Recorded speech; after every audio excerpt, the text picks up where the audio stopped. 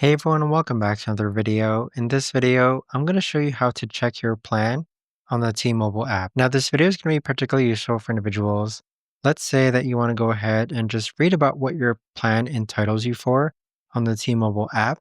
How do you actually go ahead about doing so? This video is going to be short, sweet, and simple, guys. There's not going to be a lot of steps involved. Now, in order to do this, what you're first going to do is log on to the T-Mobile app. Next, on the upper hand side, you're going to see a list of buttons.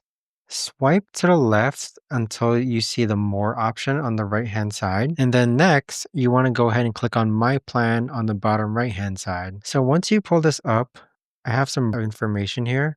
Click on See Plan Details on the bottom hand side. And then this is where you could actually see and read about your plan details. So you can click on View Details to view more details, and there you have it. But that right there, guys, is the best and easiest way that I know of to actually go ahead and see your plan details on the T-Mobile app. If you guys know of a better or easier way to actually do this, let me know in the comments down below. I would love to know. Thanks so much for watching, everyone, and I'll see you guys all in the next video.